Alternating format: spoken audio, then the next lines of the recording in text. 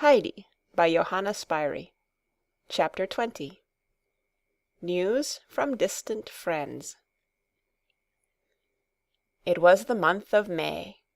From every height the full, fresh streams of spring were flowing down into the valley. The clear, warm sunshine lay upon the mountain, which had turned green again. The last snows had disappeared, and the sun had already coaxed many of the flowers to show their bright heads above the grass. Up above, the gay young wind of spring was singing through the fir trees, and shaking down the old dark needles to make room for the new bright green ones that were soon to deck out the trees in their spring finery. Higher up still the great bird went circling round in the blue ether as of old, while the golden sunshine lit up the grandfather's hut, and all the ground about it was warm and dry again, so that one might sit out where one liked. Heidi was at home again on the mountain, running backwards and forwards in her accustomed way, not knowing which spot was most delightful. Now she stood still to listen to the deep, mysterious voice of the wind, as it blew down to her from the mountain summits, coming nearer and nearer, and gathering strength as it came, till it broke with force against the fir trees, bending and shaking them, and seeming to shout for joy, so that she too, though blown about like a feather, felt she must join in the chorus of exulting sounds. Then she would run around again to the sunny space in front of the hut, and seating herself on the ground would peer closely into the short grass, to see how many little flower cups were open or thinking of opening. She rejoiced with all the myriad little beetles and winged insects that jumped and crawled and danced in the sun, and drew in deep draughts of the spring scents that rose from the newly awakened earth, and thought the mountain was more beautiful than ever.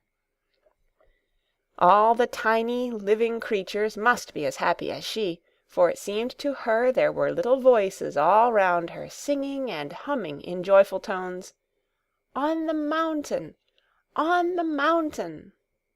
From the shed at the back came the sound of sawing and chopping, and Heidi listened to it with pleasure, for it was the old familiar sound she had known from the beginning of her life up here. Suddenly she jumped up and ran round, for she must know what her grandfather was doing. In front of the shed door already stood a finished new chair, and a second was in course of construction, under the grandfather's skilful hand. "Oh, I know what these are for!" exclaimed Heidi in great glee. "We shall want them when they all come from Frankfurt. This one is for Grandmamma, and the one you are now making is for Clara. And then there will, I suppose, have to be another," continued Heidi, with more hesitation in her voice. "Or do you think, grandfather, that perhaps Fräulein Rottenmeier will not come with them?" "Well, I cannot say just yet," replied her grandfather, "but it will be safer to make one so that we can offer her a seat if she does." Heidi looked thoughtfully at the plain wooden chair without arms, as if trying to imagine how Fräulein Rottenmeier and a chair of this sort would suit one another.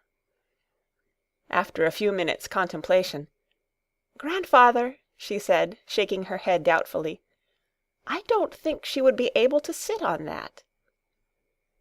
"Then we will invite her on the couch with the beautiful green turf feather-bed," was her grandfather's quiet rejoinder. While Heidi was pausing to consider what this might be, there approached from above a whistling, calling, and other sounds, which Heidi immediately recognized. She ran out and found herself surrounded by her four-footed friends. They were apparently as pleased as she was to be among the heights again, for they leaped about and bleated for joy, pushing Heidi this way and that, each anxious to express his delight with some sign of affection. But Peter sent them flying to right and left, for he had something to give to Heidi. When he at last got up to her, he handed her a letter. "There!" he exclaimed, leaving the further explanation of the matter to Heidi herself. "Did some one give you this while you were out with the goats?" she asked in her surprise. "No," was the answer. "Where did you get it from, then?" "I found it in the dinner bag." Which was true to a certain extent. The letter to Heidi had been given him the evening before by the postman at Dorfli, and Peter had put it into his empty bag. That morning he had stuffed his bread and cheese on the top of it, and had forgotten it when he fetched Alm uncle's 2 goats. Only when he had finished his bread and cheese at midday, and was searching in the bag for any last crumbs, did he remember the letter which lay at the bottom. Heidi read the address carefully. Then she ran back to the shed, holding out her letter to her grandfather in high glee. "From Frankfurt! From Clara! Would you like to hear it?" The grandfather was ready and pleased to do so, as also Peter, who had followed Heidi into the shed. He leaned his back against the door-post, as he felt he could follow Heidi's reading better if firmly supported from behind, and so stood prepared to listen. "Dearest Heidi, everything is packed, and we shall start now in 2 or 3 days, as soon as Papa himself is ready to leave. He is not coming with us, as he has first to go to Paris. The doctor comes every day, and as soon as he is inside the door, he cries, 'Off now, as quickly as you can, off to the mountain!' He is most impatient about our going. You cannot think how much he enjoyed himself when he was with you. He has called nearly every day this winter, and each time he has come into my room and said he must tell me about everything again. And then he sits down and describes all he did with you and the grandfather, and talks of the mountains and the flowers, and of the great silence up there far above all towns and the villages, and of the fresh, delicious air, and often adds, 'No one can help getting well up there.' He himself is quite a different man since his visit, and looks quite young again and happy, which he had not been for a long time before. Oh, how I am looking forward to seeing everything, and to being with you on the mountain, and to making the acquaintance of Peter and the goats. I shall have first to go through a 6 weeks' cure at Ragaz. This the doctor has ordered, and then we shall move up to Dorfli, and every fine day I shall be carried up the mountain in my chair, and spend the day with you. Grandmamma is travelling with me, and will remain with me. She also is delighted at the thought of paying you a visit. But just imagine, Fräulein Rottenmeier refuses to come with us. Almost every day Grandmamma says to her, 'Well, how about this Swiss journey, my worthy Rottenmeier? Pray say if you really would like to come with us.' But she always thanks Grandmamma very politely, and says she has quite made up her mind. I think I know what has done it. Sebastian gave such a frightful description of the mountain, of how the rocks were so overhanging and dangerous, that at any minute you might fall into a crevasse, and how it was such steep climbing that you feared at every step to go slipping to the bottom, and that goats alone could make their way up without fear of being killed. She shuddered when she heard him tell of all this, and since then she has not been so enthusiastic about Switzerland as she was before. Fear has also taken possession of Tinette, and she also refuses to come. So Grandmamma and I will be alone. Sebastian will go with us as far as Ragaz, and then return here. I can hardly bear waiting till I see you again. Good-bye, dearest Heidi. Grandmamma sends you her best love and all good wishes. Your affectionate friend, Clara." Peter, as soon as the conclusion of the letter had been reached, left his reclining position and rushed out, twirling his stick in the air in such a reckless fashion that the frightened goats fled down the mountain before him with higher and wider leaps than usual. Peter followed at full speed, his stick still raised in air in a menacing manner, as if he was longing to vent his fury on some invisible foe. This foe was indeed the prospect of the arrival of the Frankfurt visitors, the thought of whom filled him with exasperation. Heidi was so full of joyful anticipation that she determined to seize the first possible moment next day to go down and tell grandmother who was coming, and also particularly who was not coming. These details would be of great interest to her, for grandmother knew well all the persons named from Heidi's description, and had entered with deep sympathy into all that the child had told her of her life and surroundings in Frankfort. Heidi paid her visit in the early afternoon, for she could now go alone again. The sun was bright in the heavens, and the days were growing longer, and it was delightful to go racing down the mountain over the dry ground, with the brisk May wind blowing from behind, and speeding Heidi on her way a little more quickly than her legs alone would have carried her. The grandmother was no longer confined to her bed. She was back in her corner at her spinning wheel, but there was an expression on her face of mournful anxiety. Peter had come in the evening before, brimful of anger, and had told about the large party who were coming up from Frankfort, and he did not know what other things might happen after that, and the old woman had not slept all night, pursued by the old thought of Heidi being taken from her.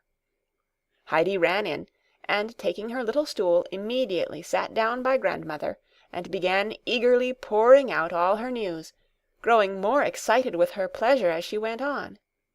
But all of a sudden she stopped short, and said anxiously, "What is the matter, grandmother? Aren't you a bit pleased with what I am telling you?"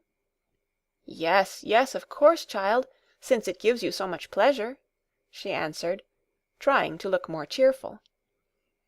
"But I can see all the same that something troubles you. Is it because you think after all that Fräulein Rottenmeier may come?" asked Heidi, beginning to feel anxious herself. "No, no, it is nothing, child," said the grandmother, wishing to reassure her. "Just give me your hand, that I may feel sure you are there. No doubt it would be the best thing for you, although I feel I could scarcely survive it." "I do not want anything of the best if you could scarcely survive it," said Heidi, in such a determined tone of voice that the grandmother's fears increased, as she felt sure the people from Frankfort were coming to take Heidi back with them. Since now she was well again, they naturally wished to have her with them once more. But she was anxious to hide her trouble from Heidi if possible, as the latter was so sympathetic that she might refuse perhaps to go away, and that would not be right. She sought for help, but not for long, for she knew of only one. "Heidi," she said, "there is something that would comfort me and calm my thoughts. Read me the hymn beginning, 'All things will work for good.'"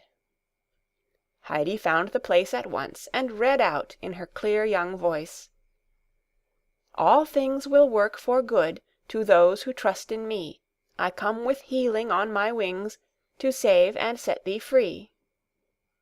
"Yes, yes, that is just what I wanted to hear," said the grandmother, and the deep expression of trouble passed from her face. Heidi looked at her thoughtfully for a minute or two, and then said, "Healing means that which cures everything, and makes everybody well, doesn't it, grandmother?" "Yes, that is it," replied the old woman with a nod of assent, "and we may be sure everything will come to pass according to God's good purpose. Read the verse again, that we may remember it well, and not forget it again." And Heidi read the words over 2 or 3 times, for she also found pleasure in this assurance of all things being arranged for the best. When the evening came, Heidi returned home up the mountain. The stars came out overhead, one by one, so bright and sparkling that each seemed to send a fresh ray of joy into her heart. She was obliged to pause continually to look up, and as the whole sky at last grew spangled with them, she spoke aloud. "Yes, I understand now why we feel so happy, and are not afraid about anything, because God knows what is good and beautiful for us." And the stars with their glistening eyes continued to nod to her till she reached home, where she found her grandfather also standing and looking up at them, for they had seldom been more glorious than they were this night. Not only were the nights of this month of May so clear and bright, but the days as well. The sun rose every morning into the cloudless sky, as undimmed in its splendor as when it sank the evening before, and the grandfather would look out early and exclaim with astonishment, "This is indeed a wonderful year of sun.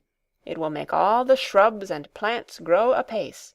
You will have to see, General, that your army does not get out of hand from overfeeding." And Peter would swing his stick with an air of assurance and an expression on his face as much as to say, "See to that." So May passed, everything growing greener and greener, and then came the month of June, with a hotter sun and long light days, that brought the flowers out all over the mountain, so that every spot was bright with them, and the air full of their sweet scents. This month, too, was drawing to its close, when one day Heidi, having finished her domestic duties, ran out with the intention of paying first a visit to the fir-trees, and then going up higher to see if the bush of rock roses was yet in bloom, for its flowers were so lovely when standing open in the sun. But just as she was turning the corner of the hut, she gave such a loud cry that her grandfather came running out of the shed to see what had happened. "Grandfather, grandfather!" she cried, beside herself with excitement. "Come here! Look, look!" The old man was by her side by this time, and looked in the direction of her outstretched hand. A strange-looking procession was making its way up the mountain. In front were two men carrying a sedan chair, in which sat a girl well wrapped up in shawls. Then followed a horse, mounted by a stately-looking lady who was looking about her with great interest, and talking to the guide who walked beside her. Then a reclining chair, which was being pushed up by another man, it having evidently been thought safer to send the invalid to whom it belonged up the steep path in a sedan chair. The procession wound up with a porter, with such a bundle of cloaks, shawls, and furs on his back, that it rose well above his head. "Here they come! Here they come!" shouted Heidi, jumping with joy. And sure enough, it was the party from Frankfurt. The figures came nearer and nearer, and at last they had actually arrived. The men in front put down their burden, Heidi rushed forward, and the two children embraced each other with mutual delight. Grandmamma, having also reached the top, dismounted, and gave Heidi an affectionate greeting, before turning to the grandfather, who had meanwhile come up to welcome his guests. There was no constraint about the meeting, for they both knew each other perfectly well from hearsay, and felt like old acquaintances. After the first words of greeting had been exchanged, Grandmamma broke out into lively expressions of admiration. "What a magnificent residence you have, uncle! I could hardly have believed it was so beautiful. A king might well envy you. And how well my little Heidi looks, like a wild rose," she continued, drawing the child towards her, and stroking her fresh pink cheeks. "I don't know which way to look first, it is all so lovely. What do you say to it, Clara? What do you say?" Clara was gazing round entranced. She had never imagined, much less seen, anything so beautiful. She gave vent to her delight in cries of joy. "Oh, Grandmamma," she said, "I should like to remain here forever." The grandfather had meanwhile drawn up the invalid chair, and spread some of the wraps over it. Now he went up to Clara. "Supposing we carry the little daughter now to her accustomed chair. I think she will be more comfortable. The travelling sedan is rather hard," he said, and without waiting for any one to help him, he lifted the child in his strong arms, and laid her gently down on her own couch. He then covered her over carefully, and arranged her feet on the soft cushion, as if he had never done anything all his life but attend on cripples. The grandmamma looked on with surprise. "My dear uncle," she exclaimed, "if I knew where you had learned to nurse, I would at once send all the nurses I know to the same place, that they might handle their patients in like manner. How do you come to know so much?" Uncle smiled. "I know more from experience than training," he answered, but as he spoke the smile died away, and a look of sadness passed over his face. The vision rose before him of a face of suffering that he had known long years before, the face of a man lying crippled on his couch of pain, and unable to move a limb. The man had been his captain during the fierce fighting in Sicily. He had found him lying wounded, and had carried him away, and after that the captain would suffer no one else near him, and uncle had stayed and nursed him till his sufferings ended in death. It all came back to uncle now, and it seemed natural to him to attend on the sick Clara, and to show her all those kindly attentions with which he had once been so familiar. The sky spread blue and cloudless over the hut and the fir-trees, and far above over the high rocks, the grey summits of which glistened in the sun. Clara could not feast her eyes enough on all the beauty around her. "Oh, Heidi, if only I could walk about with you," she said longingly. "If I could but go and look at the fir-trees, and at everything I know so well from your description, although I have never been here before." Heidi, in response, put out all her strength, and after a slight effort managed to wheel Clara's chair quite easily round the hut to the fir-trees. There they paused. Clara had never seen such trees before, with their tall, straight stems and long, thick branches growing thicker and thicker till they touched the ground. Even the grandmamma, who had followed the children, was astonished at the sight of them.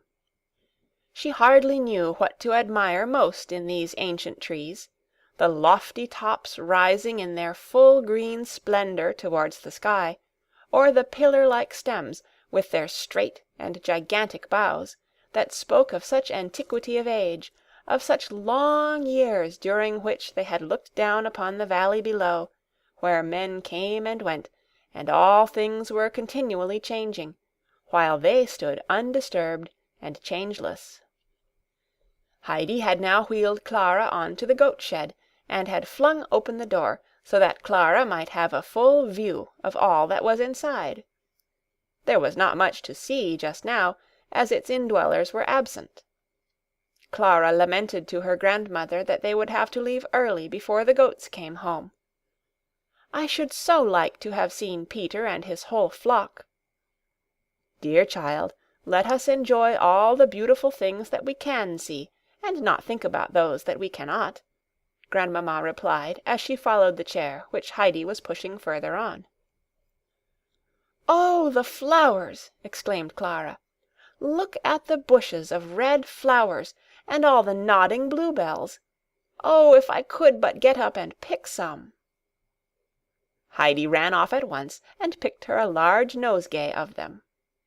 "But these are nothing, Clara," she said, laying the flowers on her lap. "If you could come up higher to where the goats are feeding, then you would indeed see something. Bushes on bushes of the red centaury, and ever so many more of the blue bellflowers, and then the bright yellow rock roses that gleam like pure gold, and all crowding together in the one spot. And then there are others with the large leaves that grandfather calls bright eyes, and the brown ones with little round heads that smell so delicious.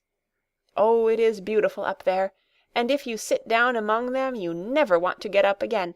Everything looks and smells so lovely." Heidi's eyes sparkled with the remembrance of what she was describing. She was longing herself to see it all again, and Clara caught her enthusiasm and looked back at her with equal longing in her soft blue eyes. "Grandmamma, do you think I could get up there?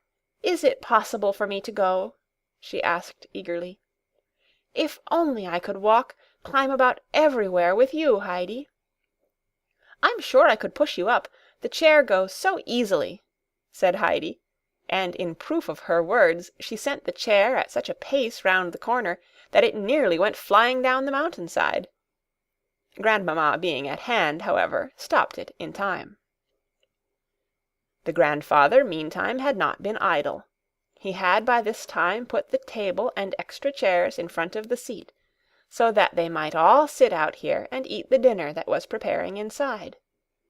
The milk and the cheese were soon ready, and then the company sat down in high spirits to their midday meal. Grandmamma was enchanted, as the doctor had been, with their dining-room, whence one could see far along the valley, and far over the mountains to the farthest stretch of blue sky. A light wind blew refreshingly over them as they sat at table, and the rustling of the fir-trees made a festive accompaniment to the repast. "I never enjoyed anything as much as this. It is really superb!" cried Grandmamma 2 or 3 times over, and then suddenly, in a tone of surprise, "Do I really see you taking a second piece of toasted cheese, Clara?" There, sure enough, was a second golden-coloured slice of cheese on Clara's plate. "Oh, it does taste so nice, Grandmamma, better than all the dishes we have at Ragaz's," replied Clara, as she continued eating with appetite. "That's right, eat what you can," exclaimed Uncle. "It's the mountain air which makes up for the deficiencies of the kitchen." And so the meal went on. Grandmamma and Uncle got on very well together, and their conversation became more and more lively.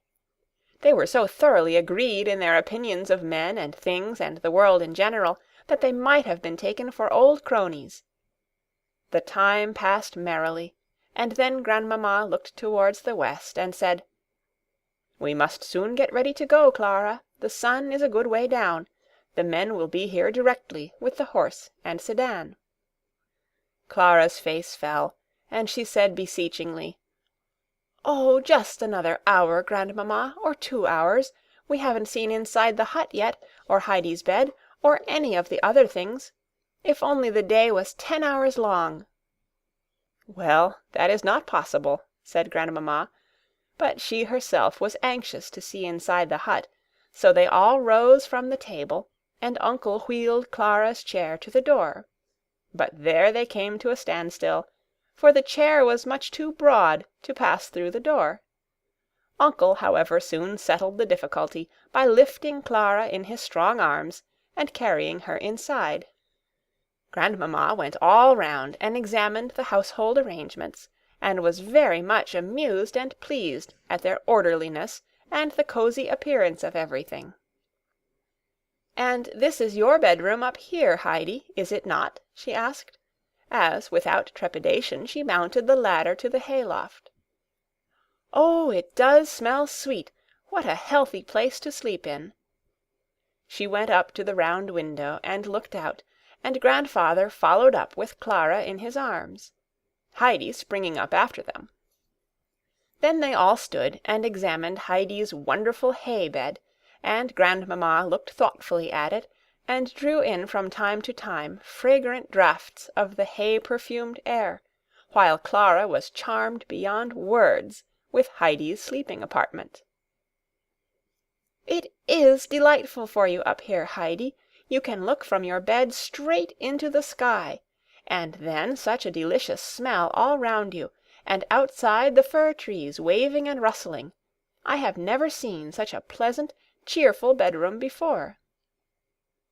Uncle looked across at the Grandmamma. "I have been thinking," he said to her, "that if you were willing to agree to it, your little granddaughter might remain up here, and I am sure she would grow stronger. You have brought up all kinds of shawls and covers with you, and we could make up a soft bed out of them, and as to the general looking after the child, you need have no fear, for I will see to that."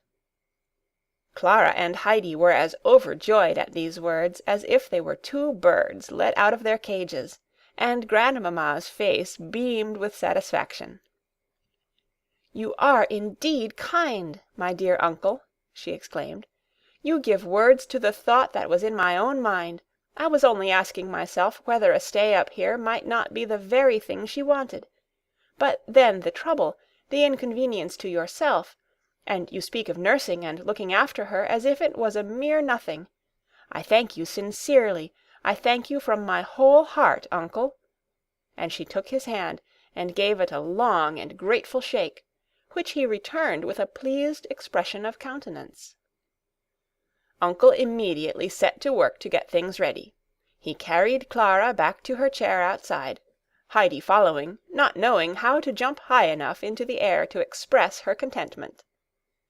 Then he gathered up a whole pile of shawls and furs, and said, smiling, "It is a good thing that Grandmamma came up well provided for a winter's campaign. We shall be able to make good use of these."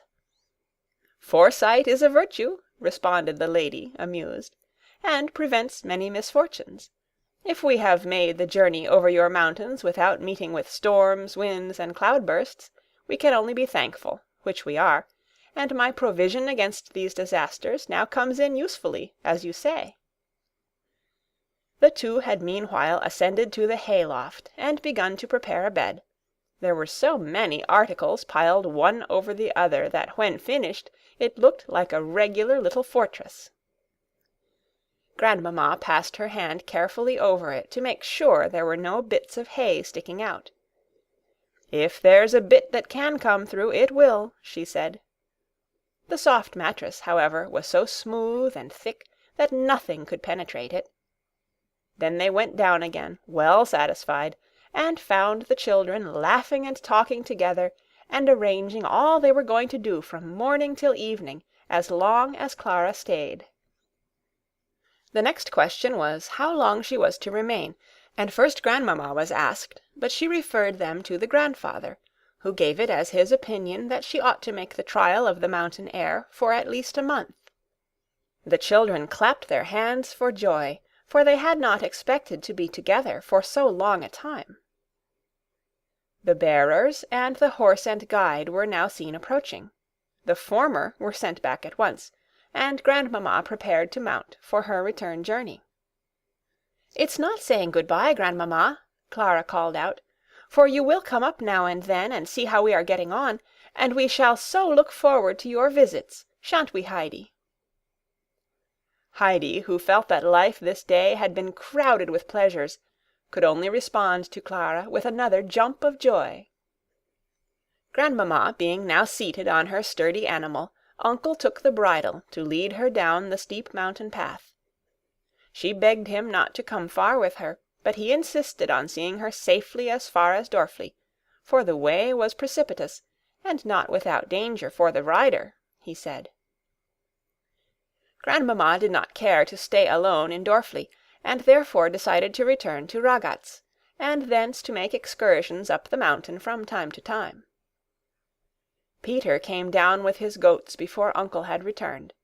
As soon as the animals caught sight of Heidi, they all came flocking towards her, and she, as well as Clara on her couch, were soon surrounded by the goats, pushing and poking their heads one over the other, while Heidi introduced each in turn by its name to her friend Clara.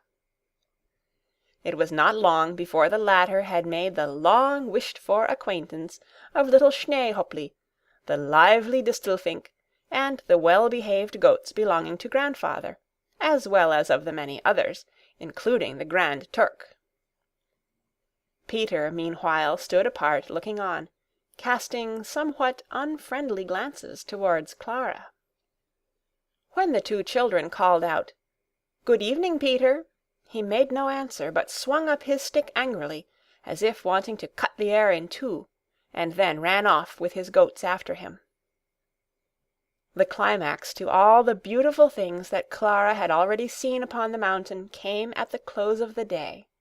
As she lay on the large, soft bed in the hayloft, with Heidi near her, she looked out through the round open window right into the middle of the shining clusters of stars, and she exclaimed in delight, "Heidi, it's just as if we were in a high carriage, and were going to drive straight into heaven." "Yes, and do you know why the stars are so happy and look down and nod to us like that?" asked Heidi.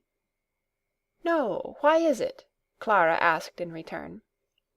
"Because they live up in heaven, and know how well God arranges everything for us, so that we need have no more fear or trouble, and may be quite sure that all things will come right in the end. That's why they are so happy, and they nod to us because they want us to be happy too. but then we must never forget to pray and to ask God to remember us when he is arranging things, so that we too may feel safe and have no anxiety about what is going to happen." The two children now sat up and said their prayers, and then Heidi put her head down on her little round arm, and fell off to sleep at once. But Clara lay awake some time, for she could not get over the wonder of this new experience of being in bed up here among the stars. She had indeed seldom seen a star, for she never went outside the house at night, and the curtains at home were always drawn before the stars came out. Each time she closed her eyes, she felt she must open them again to see if the two very large stars were still looking in, and nodding to her, as Heidi said they did. There they were, always in the same place, and Clara felt she could not look long enough into their bright, sparkling faces, until at last her eyes closed of their own accord, and it was only in her dreams that she still saw the two large, friendly stars shining down upon her. End of chapter 20. Read by Shallenberg on April 27th, 2006, in Oceanside, California. Heidi by Johanna Spyri. Chapter 21. How Life Went On at Grandfather's. The sun had just risen above the mountains, and was shedding its first golden rays over the hut and the valley below. Alm Uncle, as was his custom, had been standing in a quiet and devout attitude for some little while, watching the light mists gradually lifting, and the heights and valley emerging from their twilight shadows, and awakening to another day. The light morning clouds overhead grew brighter and brighter, till at last the sun shone out in its full glory, and rock and wood and hill lay bathed in golden light. Uncle now stepped back into the hut and went softly up the ladder. Clara had just opened her eyes and was looking with wonder at the bright sunlight that shone through the round window and danced and sparkled about her bed. She could not at first think what she was looking at or where she was. Then she caught sight of Heidi sleeping beside her, and now she heard the grandfather's cheery voice asking her if she had slept well and was feeling rested. She assured him she was not tired, and that when she had once fallen asleep she had not opened her eyes again all night. The grandfather was satisfied at this, and immediately began to attend upon her with so much gentleness and understanding that it seemed as if his chief calling had been to look after sick children. Heidi now awoke and was surprised to see Clara dressed and already in the grandfather's arms, ready to be carried down. She must be up too, and she went through her toilette with lightning-like speed. She ran down the ladder and out of the hut, and there further astonishment awaited her, for grandfather had been busy the night before, after they were in bed.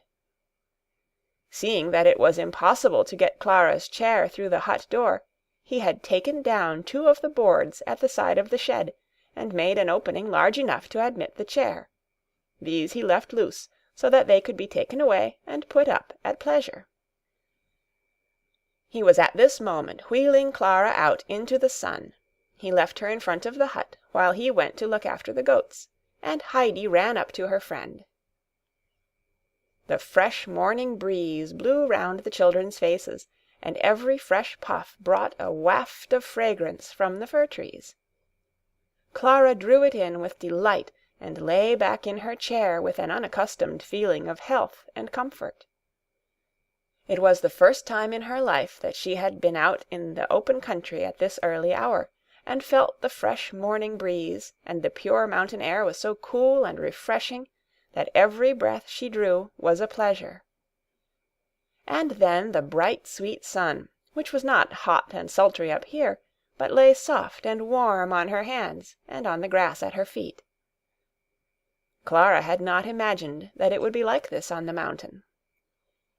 "Oh, Heidi, if only I could stay up here forever with you!" she exclaimed happily, turning in her chair from side to side, that she might drink in the air and sun from all quarters. "Now you see that it is just what I told you," replied Heidi, delighted.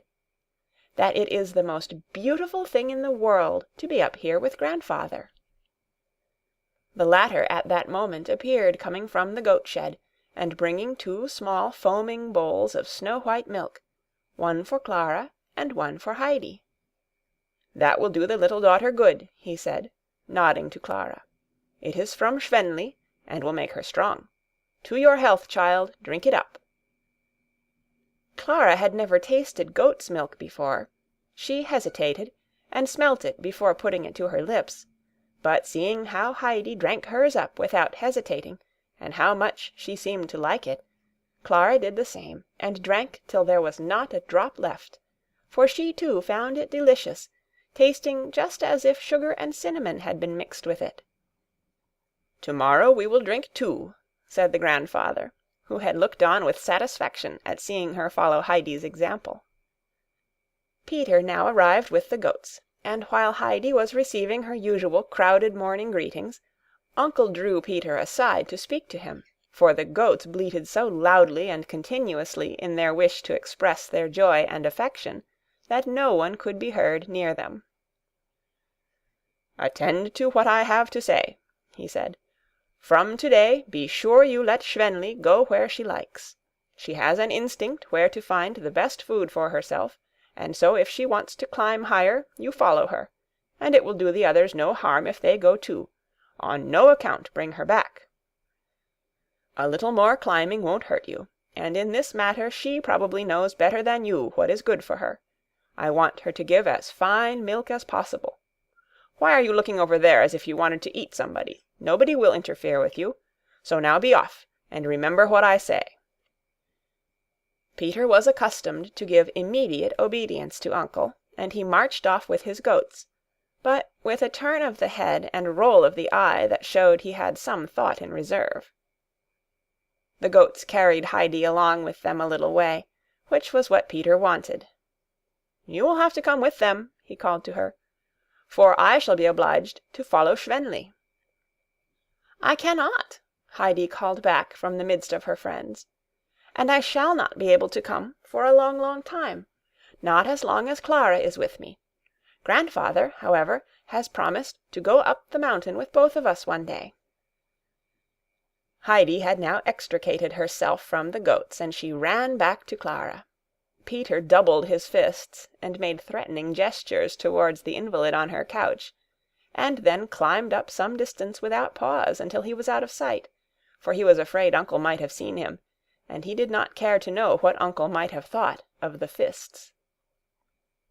Clara and Heidi had made so many plans for themselves that they hardly knew where to begin. Heidi suggested that they should first write to Grandmamma, to whom they had promised to send word every day, for Grandmamma had not felt sure whether it would in the long run suit Clara's health to remain up the mountain, or if she would continue to enjoy herself there. With daily news of her granddaughter she could stay on without anxiety at Ragaz, and be ready to go to Clara at a moment's notice. "Must we go indoors to write?" asked Clara, who agreed to Heidi's proposal but did not want to move from where she was, as it was so much nicer outside. Heidi was prepared to arrange everything. She ran in and brought out her school-book and writing things, and her own little stool. She put her reading-book and copy-book on Clara's knees, to make a desk for her to write upon, and she herself took her seat on the stool and sat to the bench, and then they both began writing to Grandmamma. But Clara paused after every sentence to look about her. It was too beautiful for much letter-writing.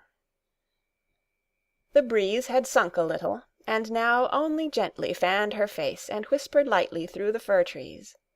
Little winged insects hummed and danced around her in the clear air, and a great stillness lay over the far, wide, sunny pasture-lands. Lofty and silent rose the high mountain peaks above her, and below lay the whole broad valley full of quiet peace. Only now and again the call of some shepherd boy rang out through the air, and echo answered softly from the rocks.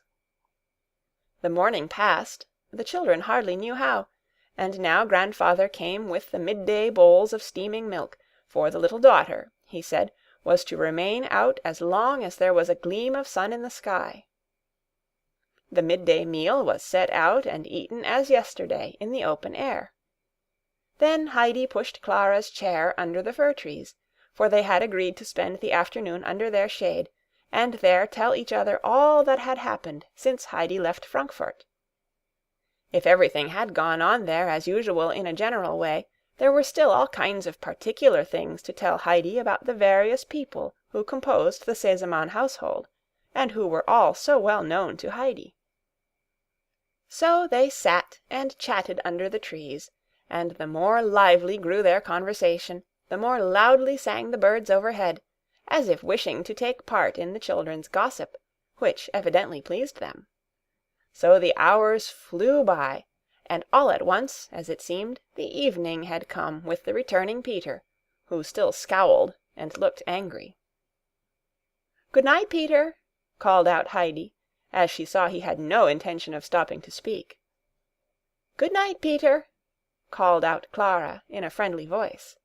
Peter took no notice, and went surlily on with his goats. As Clara saw the grandfather leading away Schwenli to milk her, she was suddenly taken with a longing for another bowlful of the fragrant milk, and waited impatiently for it. "Isn't it curious, Heidi?" she said, astonished at herself. "As long as I can remember, I have only eaten because I was obliged to, and everything used to seem to taste of cod-liver oil, and I was always wishing there was no need to eat or drink, and now I am longing for grandfather to bring me the milk." "Yes, I know what it feels like," replied Heidi, who remembered the many days in Frankfurt when all her food used to seem to stick in her throat. Clara, however, could not understand it. The fact was that she had never in her life before spent a whole day in the open air, much less in such high, life-giving mountain air. When grandfather at last brought her the evening milk, she drank it up so quickly that she had emptied her bowl before Heidi, and then she asked for a little more. The grandfather went inside with both the children's bowls, and when he brought them out again full, he had something else to add to their supper. He had walked over that afternoon to a herdsman's house where the sweetly tasting butter was made, and he had brought home a large pat, some of which he had now spread thickly on 2 good slices of bread. He stood and watched with pleasure while Clara and Heidi ate their appetizing meal with childish hunger and enjoyment. That night, when Clara lay down in her bed and prepared to watch the stars, her eyes would not keep open, and she fell asleep as soon as Heidi, and slept soundly all night, a thing she never remembered having done before. The following day and the day after passed in the same pleasant fashion, and the third day there came a surprise for the children. 2 stout porters came up the mountain, each carrying a bed on his shoulders, with bedding of all kinds, and 2 beautiful new white coverlets. The men also had a letter with them from grandmamma, in which she said that these were for Clara and Heidi, and that Heidi in future was always to sleep in a proper bed, and when she went down to Dorfli in the winter, she was to take one with her, and leave the other at the hut, so that Clara might always know there was a bed ready for her when she paid a visit to the mountain. She went on to thank the children for their long letters, and encouraged them to continue writing daily, so that she might be able to picture all they were doing. So the grandfather went up and threw back the hay from Heidi's bed onto the great heap, and then with his help the beds were transported to the loft. He put them close to one another so that the children might still be able to see out of the window, for he knew what pleasure they had in the light from the sun and stars. Meanwhile, grandmamma down at Ragaz was rejoicing at the excellent news of the invalid, which reached her daily from the mountain. Clara found the life more charming each day, and could not say enough of the kindness and care which the grandfather lavished upon her, nor of Heidi's lively and amusing companionship, for the latter was more entertaining even than when in Frankfurt with her, and Clara's first thought when she woke each morning was, "Oh, how glad I am to be here still!" Having such fresh assurances each day that all was going well with Clara, Grandmamma thought she might put off her visit to the children a little longer, for the steep ride up and down was somewhat of a fatigue to her. The grandfather seemed to feel an especial sympathy for this little invalid charge, for he tried to think of something fresh every day to help forward her recovery. He climbed up the mountain every afternoon, higher and higher each day, and came home in the evening with a large bunch of leaves, which scented the air with a mingled fragrance as of carnations and thyme, even from afar. He hung it up in the goat shed, and the goats on their return were wild to get at it, for they recognized the smell. But uncle did not go climbing after rare plants to give the goats the pleasure of eating them without any trouble of finding them. What he gathered was for Schwenli alone, that she might give extra fine milk, and the effect of the extra feeding was shown in the way she flung her head in the air with ever-increasing frolicsomeness, and in the bright glow of her eye. Clara had now been on the mountain for 3 weeks. For some days past, the grandfather, each morning after carrying her down, had said, "Won't the little daughter try if she can stand for a minute or two?" And Clara had made the effort in order to please him, but had clung to him as soon as her feet touched the ground, exclaiming that it hurt her so. He let her try a little longer, however, each day. It was many years since they had had such a splendid summer among the mountains. Day after day there were the same cloudless sky and brilliant sun. The flowers opened wide their fragrant blossoms, and everywhere the eye was greeted with a glow of color, and when the evening came the crimson light fell on mountain peaks and on the great snowfield, till at last the sun sank in a sea of golden flame. And Heidi never tired of telling Clara of all this, for only higher up could the full glory of the colors be rightly seen, and more particularly did she dwell on the beauty of the spot on the higher slope of the mountain, where the bright golden rock roses grew in masses, and the blue flowers were in such numbers that the very grass seemed to have turned blue, while near these were whole bushes of the brown blossoms, with their delicious scent, so that you never wanted to move again when you once sat down among them. She had just been expatiating on the flowers as she sat with Clara under the fir trees one evening, and had been telling her again of the wonderful light from the evening sun, when such an irrepressible longing came over her to see it all once more, that she jumped up and ran to her grandfather, who was in the shed, calling out almost before she was inside, "Grandfather, will you take us out with the goats tomorrow? Oh, it is so lovely up there now." "Very well," he answered.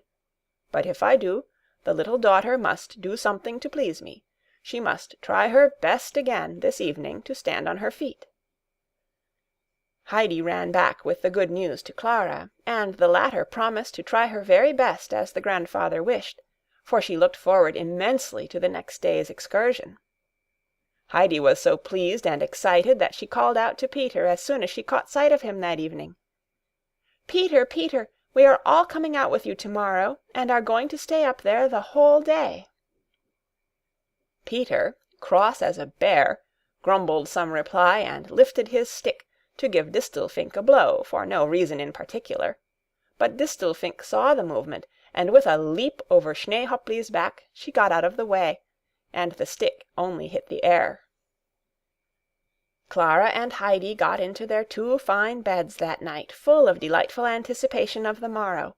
They were so full of their plans that they agreed to keep awake all night, and talk over them until they might venture to get up. But their heads had no sooner touched their soft pillows than the conversation suddenly ceased, and Clara fell into a dream of an immense field, which looked the color of the sky, so thickly inlaid was it with blue bell-shaped flowers.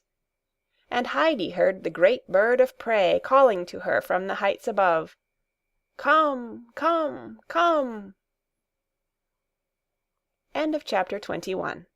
Read by Kara Shallenberg on April 28, 2006, in Oceanside, California. Heidi by Johanna Spyri. Chapter 22. Something unexpected happens. Uncle went out early the next morning to see what kind of a day it was going to be. There was a reddish-gold light over the higher peaks, a light breeze springing up, and the branches of the fir-trees moved gently to and fro. The sun was on its way. The old man stood and watched the green slopes under the higher peaks gradually growing brighter with the coming day, and the dark shadows lifting from the valley, until at first a rosy light filled its hollows, and then the morning gold flooded every height and depth. The sun had risen. Uncle wheeled the chair out of the shed ready for the coming journey, and then went in to call the children and tell them what a lovely sunrise it was. Peter came up at this moment.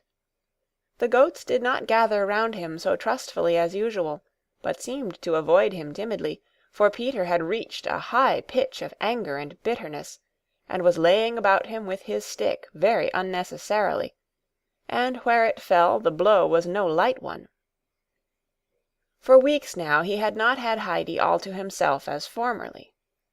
When he came up in the morning, the invalid child was always already in her chair, and Heidi fully occupied with her. And it was the same thing over again when he came down in the evening. She had not come out with the goats once this summer, and now to-day she was only coming in company with her friend and the chair, and would stick by the latter's side the whole time. It was the thought of this which was making him particularly cross this morning. There stood the chair on its high wheels. Peter seemed to see something proud and disdainful about it, and he glared at it as at an enemy that had done him harm and was likely to do him more still to-day. He glanced round. There was no sound anywhere, no one to see him. He sprang forward like a wild creature, caught hold of it, and gave it a violent and angry push in the direction of the slope. The chair rolled swiftly forward, and in another minute had disappeared.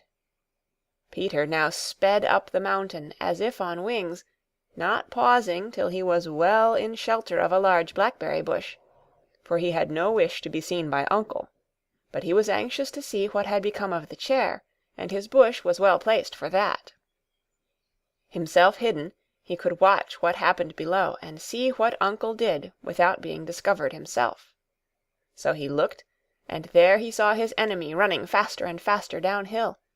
Then it turned head over heels several times, and finally, after one great bound, rolled over and over to its complete destruction. The pieces flew in every direction, feet, arms, and torn fragments of the padded seat and bolster.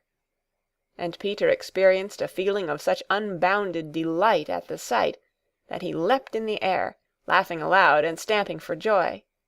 Then he took a run round, jumping over bushes on the way, only to return to the same spot and fall into fresh fits of laughter. He was beside himself with satisfaction, for he could see only good results for himself in this disaster to his enemy. Now Heidi's friend would be obliged to go away, for she would have no means of going about, and when Heidi was alone again she would come out with him as in the old days, and everything would go on in the proper way again. But Peter did not consider, or did not know, that when we do a wrong thing, trouble is sure to follow. Heidi now came running out of the hut and round to the shed. Grandfather was behind with Clara in his arms. The shed stood wide open, the two loose planks having been taken down, and it was quite light inside. Heidi looked into every corner, and ran from one end to the other, and then stood still, wondering what could have happened to the chair. Grandfather now came up. "How is this? Have you wheeled the chair away, Heidi?" "I have been looking everywhere for it, Grandfather. You said it was standing ready outside." And she again searched each corner of the shed with her eyes. At that moment the wind, which had risen suddenly, blew open the shed door and sent it banging back against the wall. "It must have been the wind, Grandfather," exclaimed Heidi, and her eyes grew anxious at this sudden discovery. "Oh, if it has blown the chair all the way down to Dorfli, we shall not get it back in time, and shall not be able to go." "If it has rolled as far as that, it will never come back, for it is in 100 pieces by now," said the grandfather, going round the corner and looking down. "But it's a curious thing to have happened," he added, as he thought over the matter, for the chair would have had to turn a corner before starting downhill. "Oh, I am sorry," lamented Clara, "for we shall not be able to go to-day, or perhaps any other day. I shall have to go home, I suppose, if I have no chair. Oh, I am so sorry, I am so sorry." But Heidi looked towards her grandfather with her usual expression of confidence. "Grandfather, you will be able to do something, won't you, so that it need not be as Clara says, and so that she is not obliged to go home?" "Well, for the present we will go up the mountain as we had arranged, and then later on we will see what can be done," he answered, much to the children's delight. He went indoors, fetched out a pile of shawls, and laying them on the sunniest spot he could find, set Clara down upon them. Then he fetched the children's morning milk, and had out his 2 goats. "Why is Peter not here yet?" thought Uncle to himself, for Peter's whistle had not been sounded that morning. The grandfather now took Clara up on one arm, and the shawls on the other. "Now then, we will start," he said. "The goats can come with us."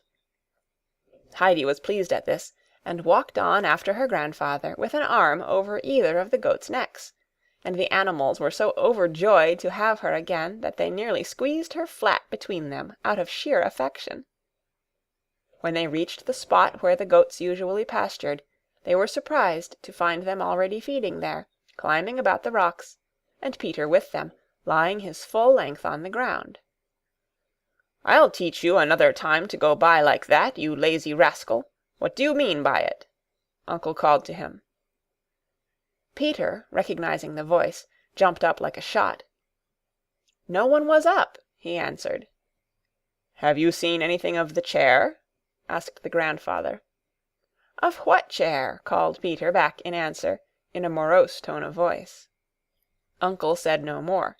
He spread the shawls on the sunny slope, and setting Clara upon them, asked if she was comfortable. "As comfortable as in my chair," she said, thanking him. "And this seems the most beautiful spot. Oh, Heidi, it is lovely, it is lovely!" she cried, looking round her with delight.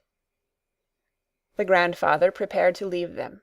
They would now be safe and happy together, he said, and when it was time for dinner, Heidi was to go and fetch the bag from the shady hollow where he had put it. Peter was to bring them as much milk as they wanted, but Heidi was to see that it was Schwenli's milk. He would come and fetch them towards evening. He must now be off to see after the chair, and ascertain what had become of it. The sky was dark blue, and not a single cloud was to be seen from one horizon to the other. The great snow-field overhead sparkled as if set with thousands and thousands of gold and silver stars. The 2 grey mountain peaks lifted their lofty heads against the sky, and looked solemnly down upon the valley as of old. The great bird was poised aloft in the clear blue air, and the mountain wind came over the heights and blew refreshingly around the children as they sat on the sunlit slope. It was all indescribably enjoyable to Clara and Heidi. Now and again a young goat came and lay down beside them. Schneehopli came oftenest, putting her little head down near Heidi, and only moving because another goat came and drove her away. Clara had learned to know them all so well that she never mistook one for the other now, for each had an expression and ways of its own. And the goats had also grown familiar with Clara, and would rub their heads against her shoulder, which was always a sign of acquaintanceship and good-will.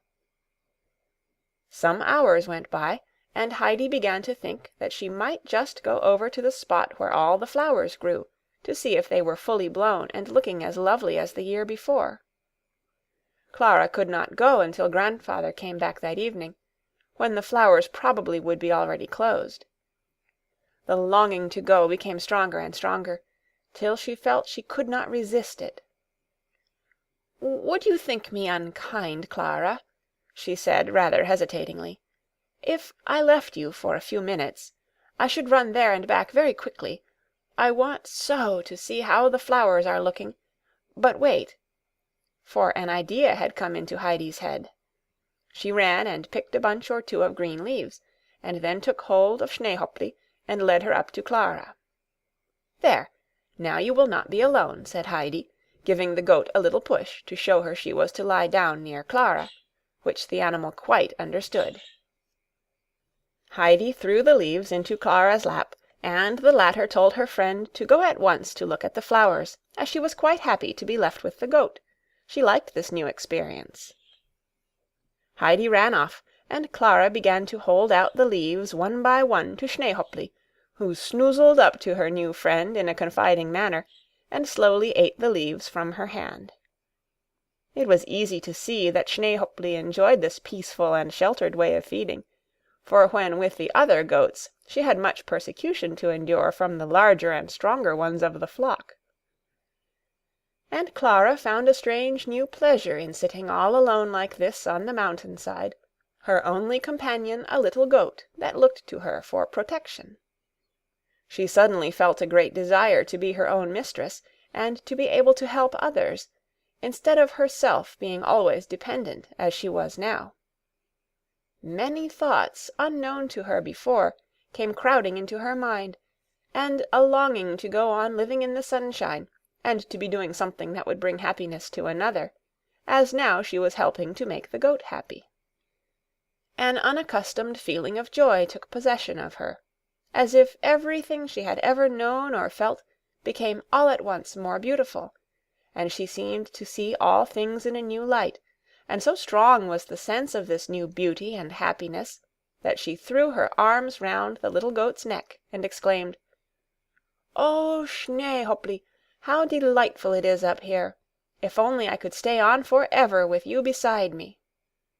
Heidi had meanwhile reached her field of flowers, and as she caught sight of it she uttered a cry of joy. The whole ground in front of her was a mass of shimmering gold, where the cistus flowers spread their yellow blossoms.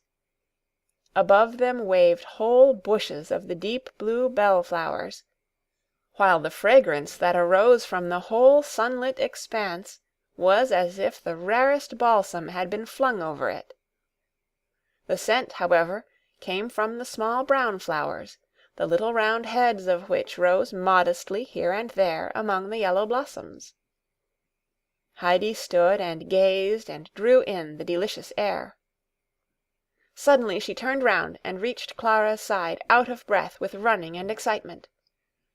"Oh, you must come!" she called out as soon as she came in sight. "It is more beautiful than you can imagine, and perhaps this evening it may not be so lovely. I believe I could carry you. Don't you think I could?" Clara looked at her and shook her head. "Why, Heidi, what can you be thinking of? You are smaller than I am. Oh, if only I could walk!" Heidi looked round as if in search of something. Some new idea had evidently come into her head. Peter was sitting up above looking down on the two children. He had been sitting and staring before him in the same way for hours, as if he could not make out what he saw. He had destroyed the chair so that the friend might not be able to move anywhere, and that her visit might come to an end, and then a little while after she had appeared right up here under his very nose with Heidi beside her. He thought his eyes must deceive him, and yet there she was, and no mistake about it. Heidi now looked up to where he was sitting and called out in a peremptory voice, "Peter, come down here." "I don't wish to come," he called in reply. "But you are to, you must. I cannot do it alone, and you must come here and help me. Make haste and come down," she called again in an urgent voice. "I shall do nothing of the kind," was the answer. Heidi ran some way up the slope towards him, and then pausing called again, her eyes ablaze with anger, "If you don't come at once, Peter, I will do something to you that you won't like. I mean what I say."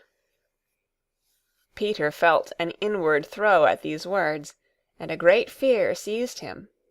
He had done something wicked which he wanted no one to know about, and so far he had thought himself safe. But now Heidi spoke exactly as if she knew everything, and whatever she did know she would tell her grandfather, and there was no one he feared so much as this latter person. Supposing he were to suspect what had happened about the chair! Peter's anguish of mind grew more acute. He stood up and went down to where Heidi was awaiting him. "I am coming, and you won't do what you said." Peter appeared now so submissive with fear that Heidi felt quite sorry for him, and answered assuringly, "No, no, of course not. Come along with me. There is nothing to be afraid of in what I want you to do." As soon as they got to Clara, Heidi gave her orders. Peter was to take hold of her under the arms on one side, and she on the other, and together they were to lift her up. This first movement was successfully carried through, but then came the difficulty. As Clara could not even stand, how were they to support her and get her along? Heidi was too small for her arm to serve Clara to lean upon. "You must put one arm well around my neck, so, and put the other through Peter's, and lean firmly upon it. Then we shall be able to carry you." Peter, however, had never given his arm to anyone in his life. Clara put hers in his, but he kept his own hanging down straight beside him like a stick. "That's not the way, Peter," said Heidi in an authoritative voice. "You must put your arm out in the shape of a ring, and Clara must put hers through it and lean her weight upon you, and whatever you do, don't let your arm give way. Like that. I am sure we shall be able to manage."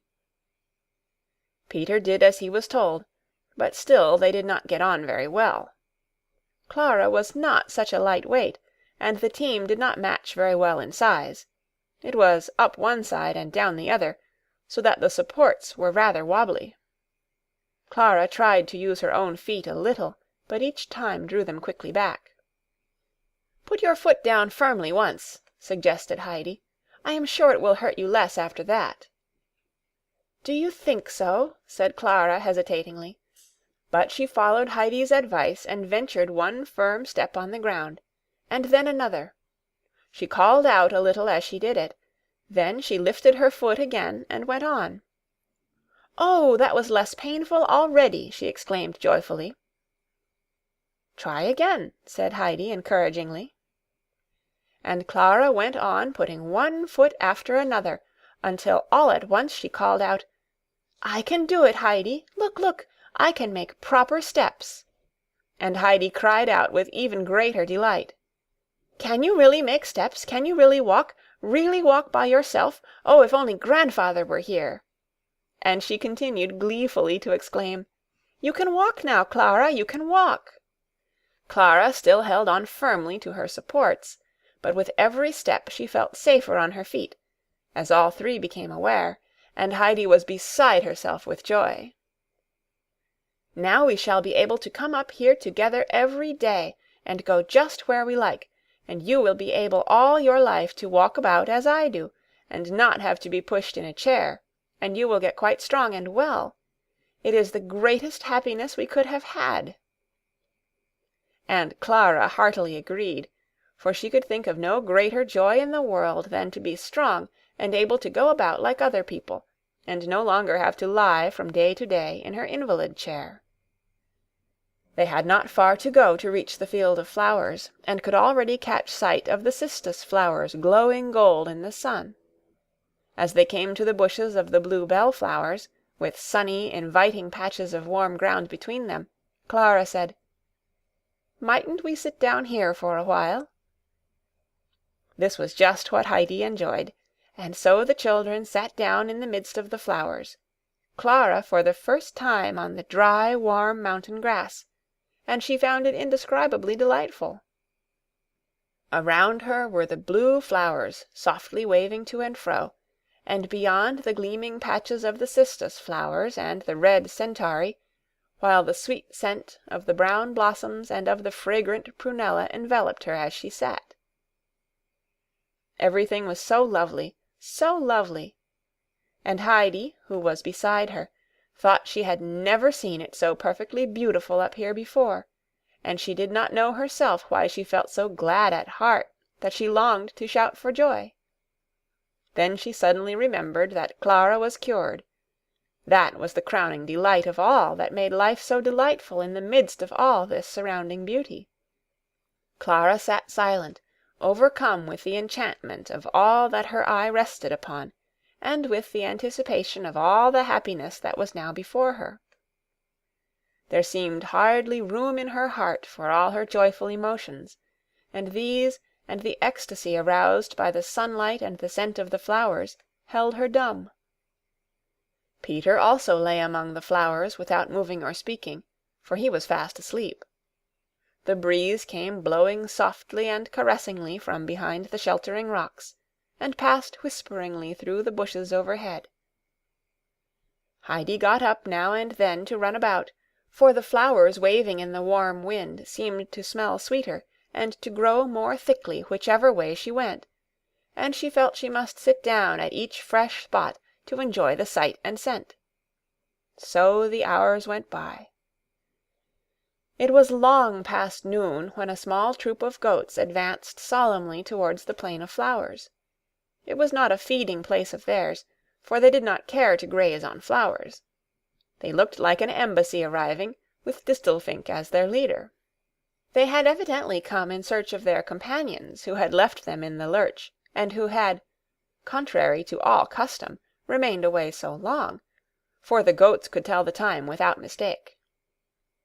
As soon as Distelfink caught sight of the 3 missing friends amid the flowers, she set up an extra loud bleat, whereupon all the others joined in a chorus of bleats, and the whole company came trotting towards the children. Peter woke up, rubbing his eyes, for he had been dreaming that he saw the chair again with its beautiful red padding, standing whole and uninjured before the grandfather's door. And indeed, just as he awoke, he thought he was looking at the brass-headed nails that studded it all round, but it was only the bright yellow flowers beside him.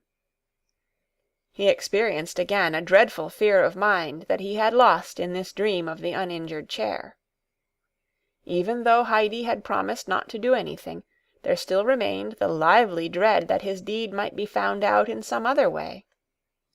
He allowed Heidi to do what she liked with him, for he was reduced to such a state of low spirits and meekness that he was ready to give his help to Clara without murmur or resistance. When all 3 had got back to their old quarters, Heidi ran and brought forward the bag, and proceeded to fulfill her promise, for her threat of the morning had been concerned with Peter's dinner.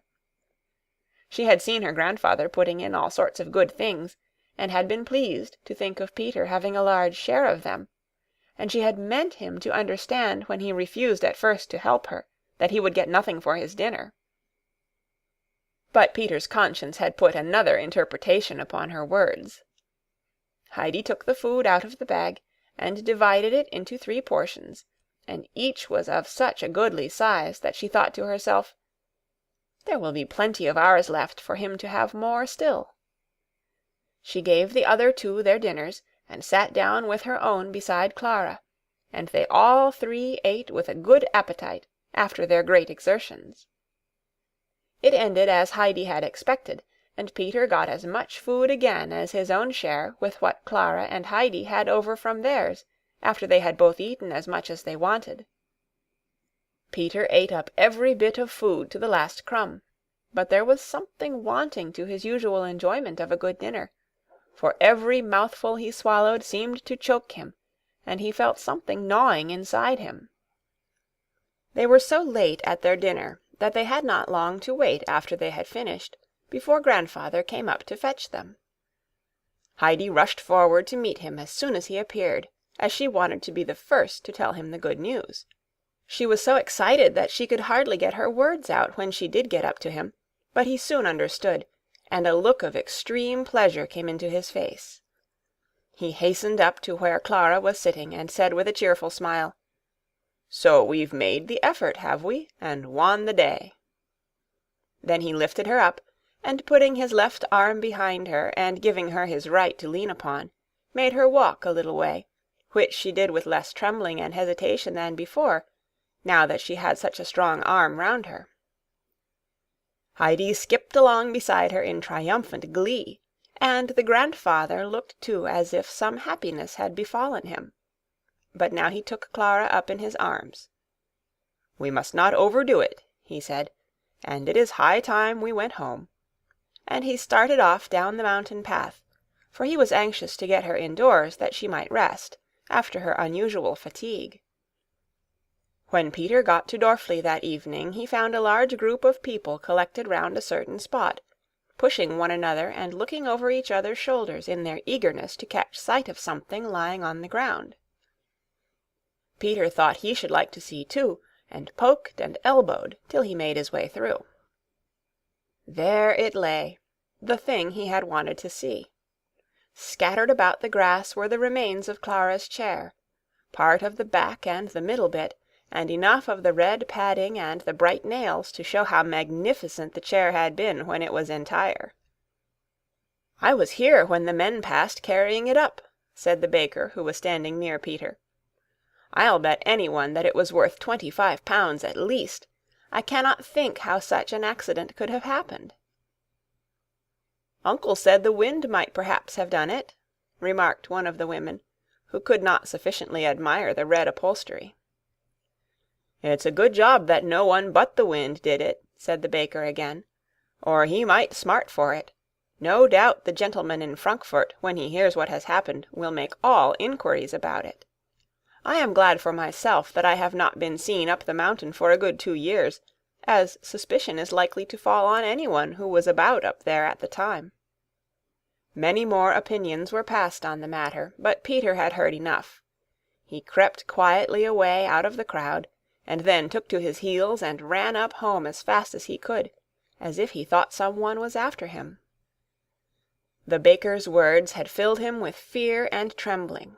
He was sure now that any day a constable might come over from Frankfurt and inquire about the destruction of the chair, and then everything would come out, and he would be seized and carried off to Frankfurt, and there put in prison.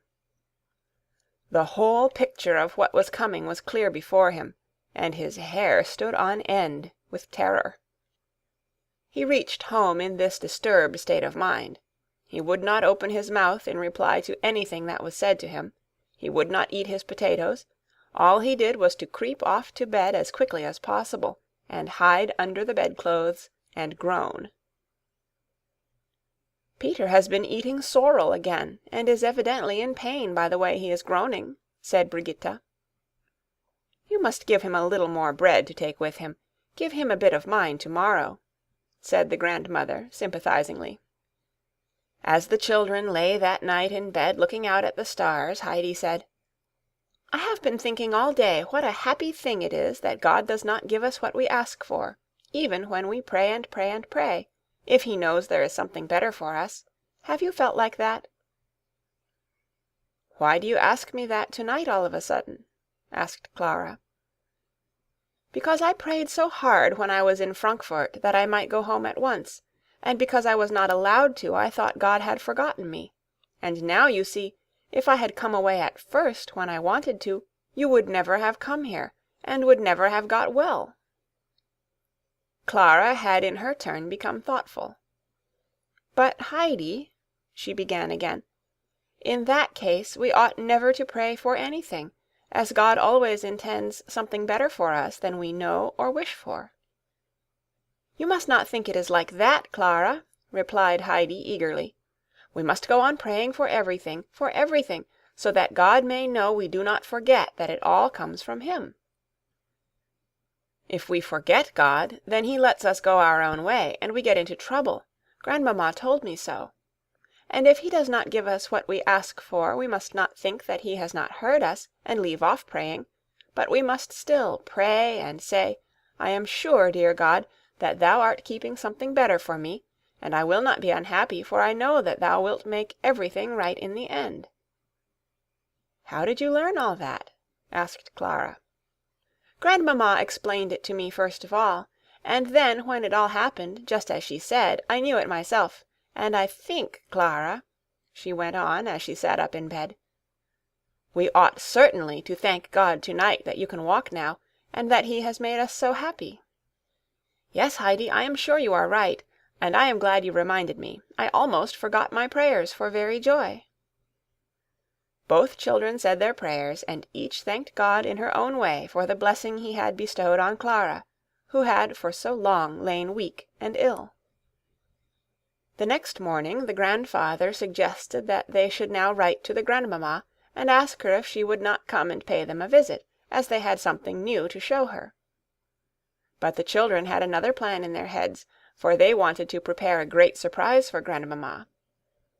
Clara was first to have more practice in walking, so that she might be able to go a little way by herself.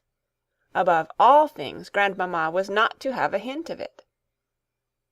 They asked the grandfather how long he thought this would take, and when he told them about a week or less, they immediately sat down and wrote a pressing invitation to grandmamma, asking her to come soon, but no word was said about there being anything new to see. The following days were some of the most joyous that Clara had spent on the mountain. She awoke each morning with a happy voice within her, crying, "I am well now, I am well now. I shan't have to go about in a chair.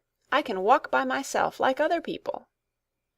Then came the walking, and every day she found it easier and was able to go a longer distance.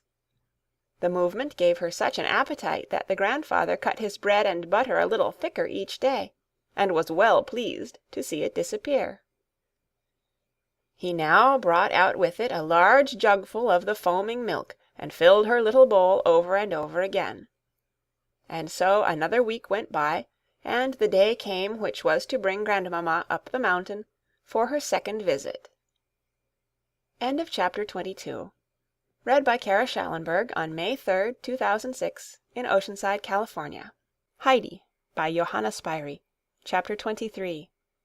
Goodbye till we meet again. Grandmamma wrote the day before her arrival to let the children know that they might expect her without fail. Peter brought up the letter early the following morning. Grandfather and the children were already outside, and the goats were awaiting him, shaking their heads frolicsomely in the fresh morning air, while the children stroked them and wished them a pleasant journey up the mountain. Uncle stood near, looking now at the fresh faces of the children, now at his well-kept goats, with a smile on his face, evidently well pleased with the sight of both. As Peter neared the group, his step slackened, and the instant he had handed the letter to Uncle he turned quickly away, as if frightened, and as he went he gave a hasty glance behind him, as if the thing he feared was pursuing him, and then he gave a leap and ran off up the mountain. "Grandfather," said Heidi, who had been watching him with astonished eyes, "why does Peter always behave now like the Great Turk, when he thinks somebody is after him with a stick? He turns and shakes his head and goes off with a bound, just like that." "Perhaps Peter fancies he sees the stick which he so well deserves coming after him," answered grandfather. Peter ran up the first slope without a pause. When he was well out of sight, however, he stood still and looked suspiciously about him. Suddenly he gave a jump, and looked behind him with a terrified expression, as if some one had caught hold of him by the nape of the neck, for Peter expected every minute that the police constable from Frankfurt would leap out upon him from behind some bush or hedge. The longer his suspense lasted, the more frightened and miserable he became. He did not know a moment's peace. Heidi now set about tidying the hut, as grandmamma must find everything clean and in good order when she arrived. Clara looked on amused and interested to watch the busy Heidi at her work. So the morning soon went by, and grandmamma might now be expected at any minute. The children dressed themselves, and went and sat together outside on the seat, ready to receive her. Grandfather joined them, that they might see the splendid bunch of blue gentians which he had been up the mountain to gather, and the children exclaimed with delight at the beauty of the flowers as they shone in the morning sun. The grandfather then carried them indoors. Heidi jumped up from time to see if there was any sign of grandmamma's approach. At last she saw the procession winding up the mountain, just in the order she had expected. First there was the guide, then the white horse with Grandmamma mounted upon it, and last of all the porter with a heavy bundle on his back, for Grandmamma would not think of going up the mountain without a full supply of wraps and rugs. Nearer and nearer wound the procession. At last it reached the top, and Grandmamma was there looking down on the children from her horse. She no sooner saw them, however, sitting side by side, than she began quickly dismounting, as she cried out in a shocked tone of voice, "Why is this? Why are you not lying in your chair, Clara? What are you all thinking about?" But even before she had got close to them, she threw up her hands in astonishment, exclaiming further, "Is it really you, dear child? Why, your cheeks have grown quite round and rosy. I should hardly have known you again." And she was hastening forward to embrace her, when Heidi slipped down from the seat, and Clara leaning on her shoulder, the two children began walking along quite coolly and naturally. Then indeed Grandmamma was surprised, or rather alarmed, for she thought at first that it must be some unheard-of proceeding of Heidi's devising. But no, Clara was actually walking steadily and uprightly beside Heidi, and now the two children turned and came towards her with beaming faces and rosy cheeks. Laughing and crying, she ran to them, and embraced first Clara and then Heidi, and then Clara again, unable to speak for joy. All at once she caught sight of Uncle standing by the seat and looking on smiling at the meeting. She took Clara's arm in hers, and with continual expressions of delight at the fact that the child could now really walk about with her, she went up to the old man, and then letting go Clara's arm, she seized his hands. "My dear uncle, my dear uncle, how much we have to thank you for! It is all your doing. It is your caring and nursing—" "And God's good sun and mountain air," he interrupted her, smiling. "Yes, and don't forget the beautiful milk I have," put in Clara. "Grandmamma, you can't think what a quantity of goat's milk I drink, and how nice it is." "I can see that by your cheeks, child," answered Grandmamma. "I really should not have known you. You have grown quite strong and plump, and taller too. I never hoped or expected to see you look like that. I cannot take my eyes off you, for I can hardly yet believe it. But now I must telegraph without delay to my son in Paris, and tell him he must come here at once. I shall not say why.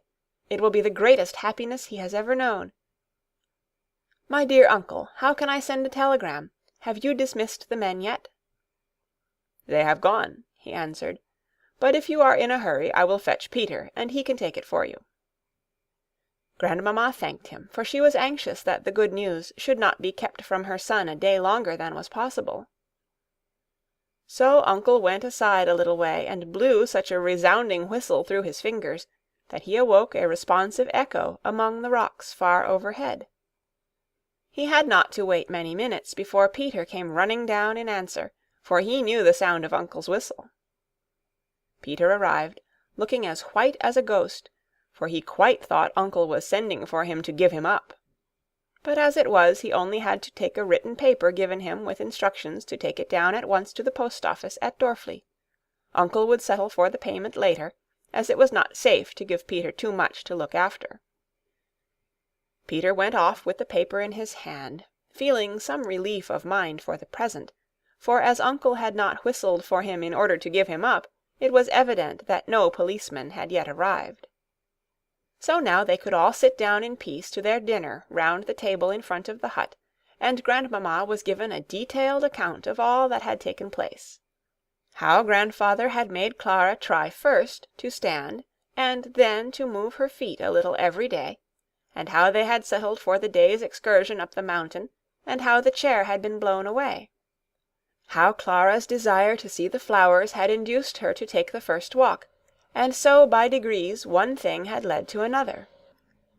The recital took some time, for Grandmamma continually interrupted it with fresh exclamations of surprise and thankfulness. "It hardly seems possible. I can scarcely believe it is not all a dream. Are we really awake, and are all sitting here by the mountain hut, and is that round-faced, healthy-looking child my poor little white, sickly Clara?" And Clara and Heidi could not get over the delight at the success of the surprise they had so carefully arranged for Grandmamma, and at the latter's continued astonishment. Meanwhile Herr Sesemann, who had finished his business in Paris, had also been preparing a surprise. Without saying a word to his mother, he got into the train one sunny morning, and travelled that day to Basle. The next morning he continued his journey, for a great longing had seized him to see his little daughter, from whom he had been separated the whole summer. He arrived at Ragatz a few hours after his mother had left. When he heard that she had that very day started for the mountain, he immediately hired a carriage and drove off to Maienfeld. Here he found that he could, if he liked, drive on as far as Dorfli, which he did, as he thought the walk up from that place would be as long as he cared for. Herr Sesemann found he was right, for the climb up the mountain, as it was, proved long and fatiguing to him. He went on and on, but still no hut came in sight, and yet he knew there was one where Peter lived halfway up, for the path had been described to him over and over again. There were traces of climbers to be seen on all sides. The narrow footpaths seemed to run in every direction, and Herr Sesemann began to wonder if he was on the right one, and whether the hut lay perhaps on the other side of the mountain.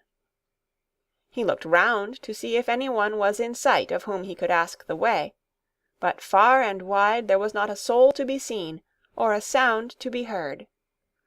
Only at moments the mountain wind whistled through the air, and the insects hummed in the sunshine, or a happy bird sang out from the branches of a solitary larch-tree. Herr Sesemann stood still for a while to let the cool alpine wind blow on his hot face. But now someone came running down the mountainside. It was Peter with the telegram in his hand.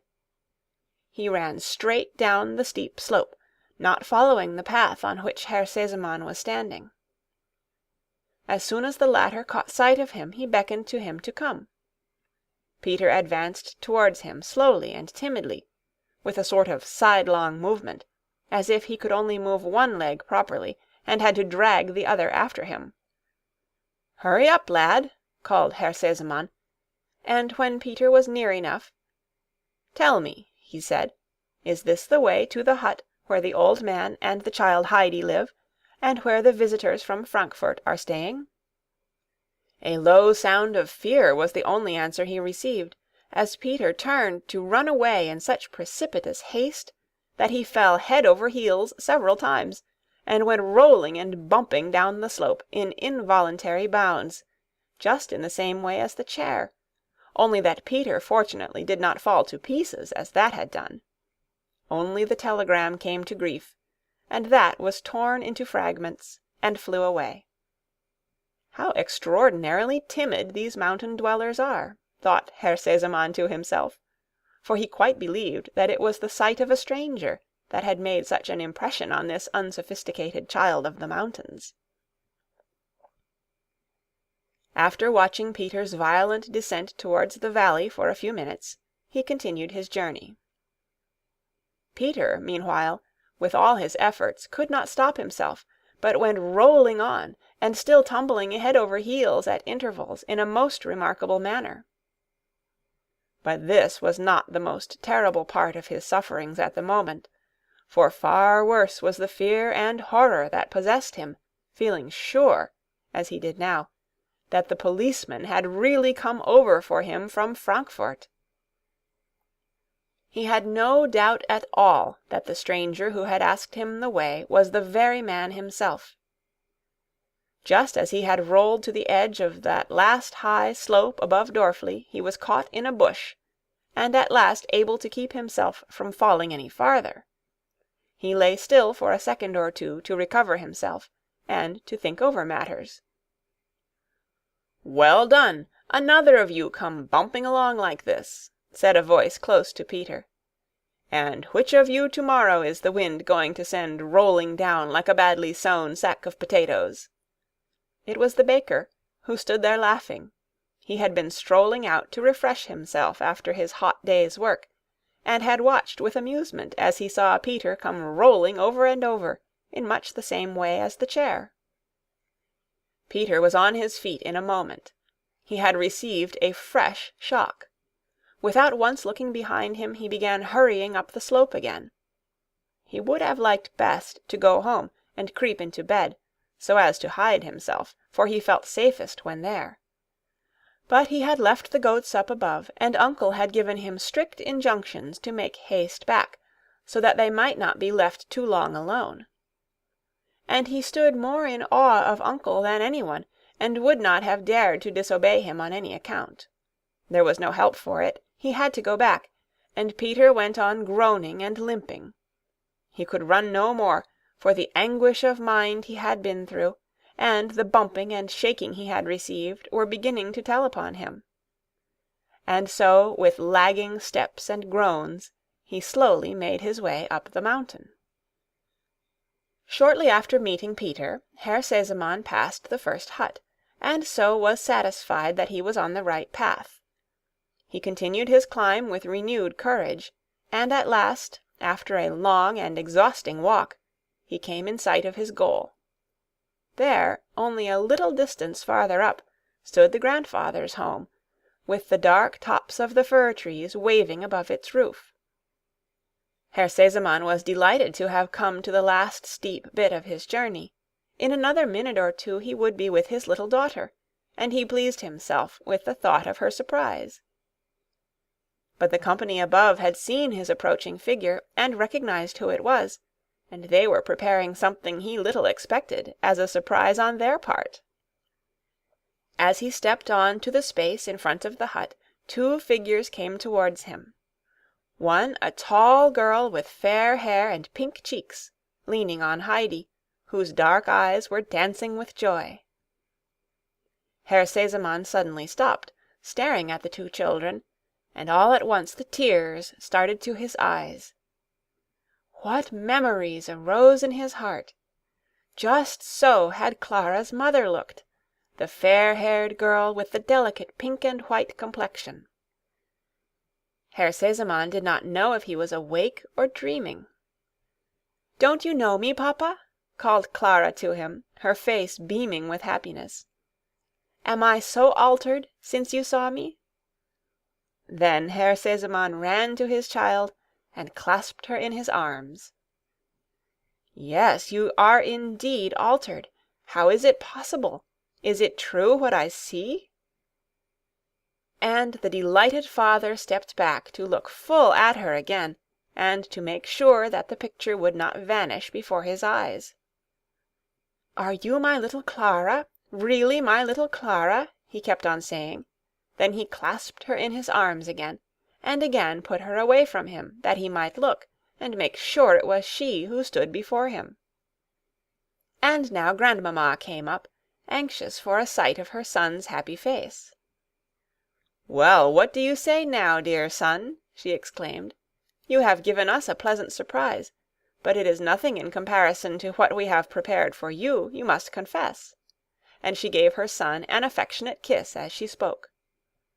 "But now," she went on, "you must come and pay your respects to Uncle, who is our chief benefactor." "Yes, indeed, and with the little inmate of our own house, our little Heidi, too," said Herr Sesemann, shaking Heidi by the hand. "Well, are you still well and happy in your mountain home? But I need not ask. No alpine rose could look more blooming. I am glad, child. It is a pleasure to me to see you so." And Heidi looked up with equal pleasure into Herr Sesemann's kind face. How good he had always been to her! And that he should find such happiness awaiting him up here on the mountain made her heart beat with gladness. Grandmamma now led her son to introduce him to Uncle, and while the two men were shaking hands, and Herr Sesemann was expressing his heartfelt thanks and boundless astonishment to the old man, Grandmamma wandered round to the back to see the old fir trees again. Here another unexpected sight met her gaze, for there under the trees, where the long branches had left a clear space on the ground, stood a great bush of the most wonderful dark blue gentians, as fresh and shining as if they were growing on the spot. She clasped her hands, enraptured with their beauty. "How exquisite! What a lovely sight!" she exclaimed. "Heidi, dearest child, come here. Is it you who have prepared this pleasure for me? It is perfectly wonderful." The children ran up. "No, I did not put them there," said Heidi, "but I know who did." "They grow just like that on the mountain, Grandmamma, only if anything they look more beautiful still," Clara put in. "But guess who brought those down today?" And as she spoke she gave such a pleased smile that the grandmother thought for a moment the child herself must have gathered them. But that was hardly possible. At this moment a slight rustling was heard behind the fir trees. It was Peter, who had just arrived. He had made a long round, having seen from the distance who it was standing beside Uncle in front of the hut, and he was trying to slip by unobserved. But Grandmamma had seen and recognized him, and suddenly the thought struck her that it might be Peter who had brought the flowers, and that he was now trying to get away unseen, feeling shy about it. But she could not let him go off like that. He must have some little reward. "Come along, boy, come here. Do not be afraid," she called to him. Peter stood still, petrified with fear. After all he had gone through that day, he felt he had no longer any power of resistance left. All he could think was, "It's all up with me now." Every hair of his head stood on end, and he stepped forth from behind the fir trees, his face pale and distorted with terror. "Courage, boy," said Grandmamma, in her effort to dispel his shyness. "Tell me now, straight out, without hesitation, was it you who did it?" Peter did not lift his eyes, and therefore did not see at what Grandmamma was pointing. But he knew that Uncle was standing at the corner of the hut, fixing him with his grey eyes, while beside him stood the most terrible person that Peter could conceive, the police constable from Frankfort. Quaking in every limb and with trembling lips, he muttered a low "Yes." "Well, and what is there dreadful about that?" said Grandmamma. Because it is all broken to pieces, and no one can put it together again." Peter brought out his words with difficulty, and his knees knocked together so that he could hardly stand. Grandmamma went up to Uncle. "Is that poor boy a little out of his mind?" she asked sympathizingly. "Not in the least," Uncle assured her. "It is only that he was the wind that sent the chair rolling down the slope, and he is expecting his well-deserved punishment." Grandmamma found this hard to believe, for in her opinion Peter did not look an entirely bad boy, nor could he have any reason for destroying such a necessary thing as the chair. But Uncle had only given expression to the suspicion that he had from the moment the accident happened. The angry looks which Peter had from the beginning cast at Clara, and the other signs of his dislike to what had been taking place on the mountain, had not escaped Uncle's eye. Putting two and two together, he had come to the right conclusion as to the cause of the disaster, and he therefore spoke without hesitation when he accused Peter. The lady broke into lively expostulations on hearing this. "No, no, dear Uncle, we will not punish the poor boy any further. One must be fair to him. Here are all these strangers from Frankfort who come and carry away Heidi, his one sole possession, and a possession well worth having, too, and he is left to sit alone day after day for weeks, with nothing to do but brood over his wrongs. No, no, let us be fair to him. His anger got the upper hand, and drove him to an act of revenge. A foolish one, I own, but then we all behave foolishly when we are angry." And saying this, she went back to Peter, who still stood frightened and trembling. She sat down on the seat under the fir trees, and called him to her kindly. "Come here, boy, and stand in front of me, for I have something to say to you. Leave off shaking and trembling, for I want you to listen to me. You sent the chair rolling down the mountain so that it was broken to pieces. That was a very wrong thing to do, as you yourself knew very well at the time, and you also knew that you deserved to be punished for it, and in order to escape this you have been doing all you can to hide the truth from everybody. But be sure of this, Peter, that those who do wrong make a mistake when they think no one knows anything about it. For God sees and hears everything, and when the wicked doer tries to hide what he has done, then God wakes up a little watchman that he places inside us all when we are born, and who sleeps on quietly till we do something wrong. And the little watchman has a small goad in his hand, and when he wakes up he keeps on pricking us with it, so that we have not a moment's peace. And the watchman torments us still further, for he keeps on calling out, "Now you will be found out. Now they will drag you off to punishment." And so we pass our life in fear and trouble, and never know a moment's happiness or peace. Have you not felt something like that lately, Peter? Peter gave a contrite nod of the head, as one who knew all about it, for Grandmamma had described his own feelings exactly. "And you calculated wrongly also in another way," continued Grandmamma. "For you see the harm you intended has turned out for the best for those you wished to hurt. As Clara had no chair to go in, and yet wanted so much to see the flowers, she made the effort to walk, and every day since she has been walking better and better, and if she remains up here she will in time be able to go up the mountain every day, much oftener than she would have done in her chair. So you see, Peter, God is able to bring good out of evil for those whom you meant to injure, and you who did the evil were left to suffer the unhappy consequences of it. Do you thoroughly understand all I have said to you, Peter? If so, do not forget my words, and whenever you feel inclined to do anything wrong, think of the little watchman inside you with his goad and his disagreeable voice. Will you remember all this?" "Yes, I will," answered Peter, still very subdued, for he did not yet know how the matter was going to end, as the police constable was still standing with the uncle. "That's right, and now the thing is over and done for," said Grandmamma. "But I should like you to have something for a pleasant reminder of the visitors from Frankfort. Can you tell me anything that you have wished very much to have? What would you like best as a present?" Peter lifted his head at this, and stared open-eyed at Grandmamma. Up to the last minute he had been expecting something dreadful to happen, and now he might have anything that he wanted. His mind seemed all of a whirl. "I mean what I say," went on Grandmamma. "You shall choose what you would like to have as a remembrance from the Frankfort visitors, and as a token that they will not think any more of the wrong thing you did. Now do you understand me, boy?" The fact began at last to dawn upon Peter's mind that he had no further punishment to fear, and that the kind lady sitting in front of him had delivered him from the police constable. He suddenly felt as if the weight of the mountain had fallen off him.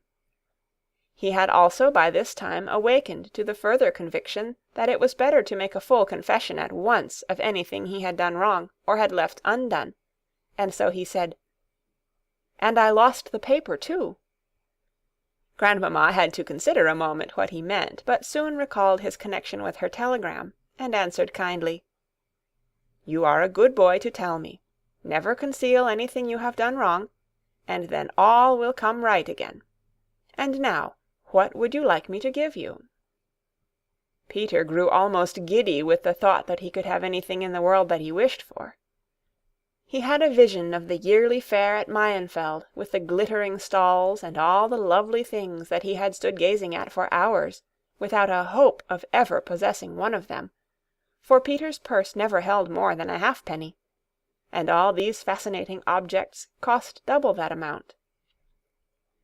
There were the pretty little red whistles that he could use to call his goats, and the splendid knives with rounded handles, known as toad-strikers, with which one could do such famous work among the hazel bushes. Peter remained pondering. He was trying to think which of these two desirable objects he should best like to have, and he found it difficult to decide. Then a bright thought occurred to him. He would be able to think over the matter between now and next year's fair. "A penny," answered Peter, who was no longer in doubt. Grandmamma could not help laughing. "That is not an extravagant request. Come here, then." And she pulled out her purse and put 4 bright round shillings in his hand, and then laid some pennies on top of it. "We will settle our accounts at once," she continued, "and I will explain them to you. I have given you as many pennies as there are weeks in the year, and so every Sunday throughout the year you can take out a penny to spend." "As long as I live?" said Peter, quite innocently. Grandmamma laughed still more at this, and the men, hearing her, paused in their talk to listen to what was going on. "Yes, my boy, you shall have it all your life. I will put it down in my will. Do you hear, my son? And you are to put it down in yours as well. A penny a week to Peter, as long as he lives." Herr Sesemann nodded his assent, and joined in the laughter.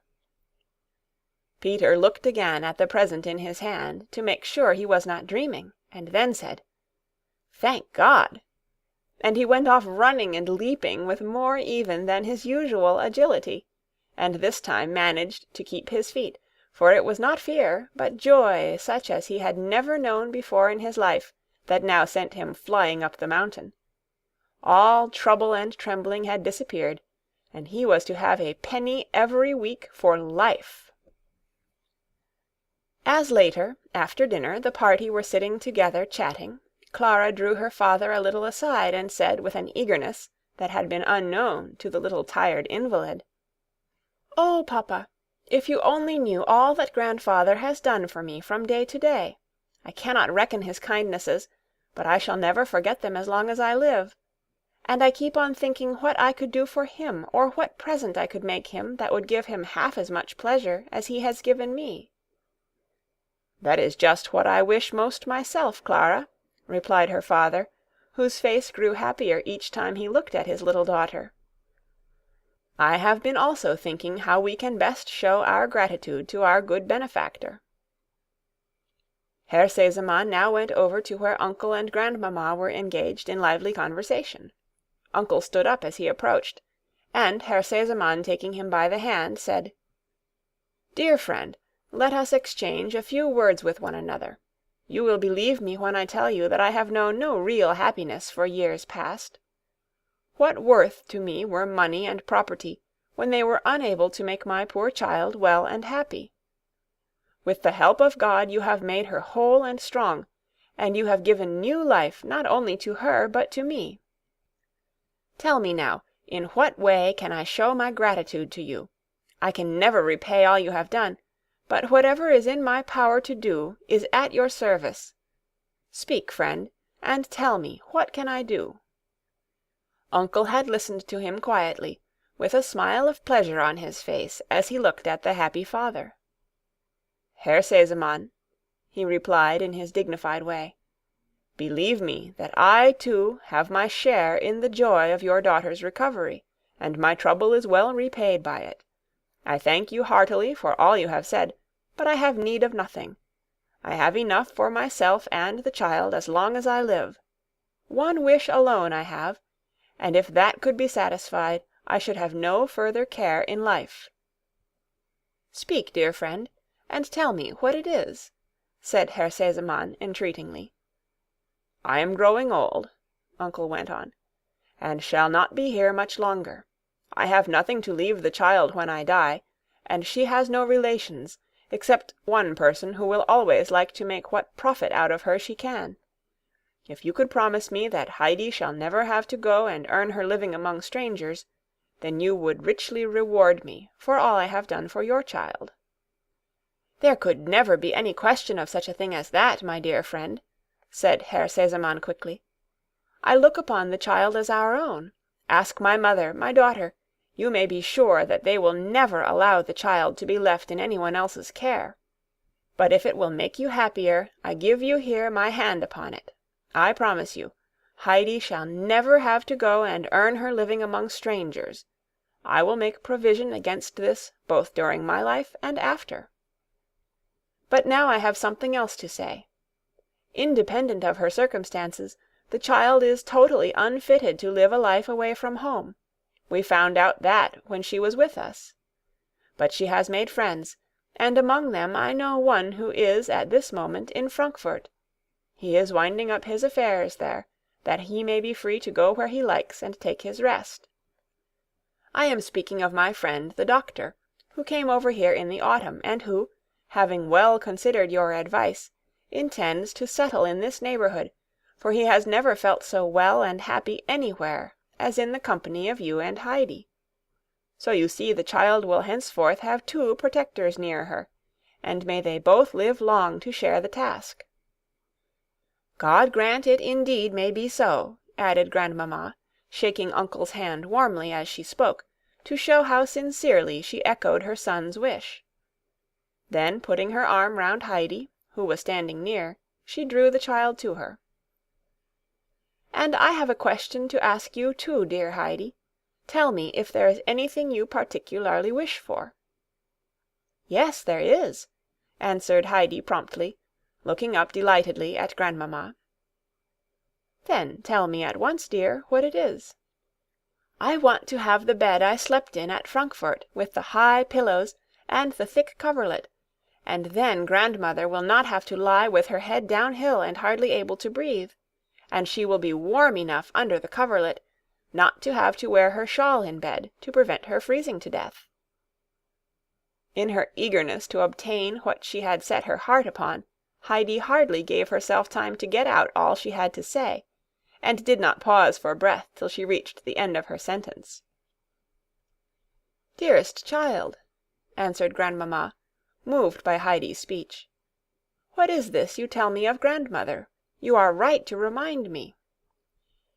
In the midst of our own happiness, we forget too often that which we ought to remember before all things. When God has shown us some special mercy, we should think at once of those who are denied so many things. I will telegraph to Frankfurt at once. Fräulein Rottenmeier shall pack up the bed this very day, and it will be here in 2 days' time.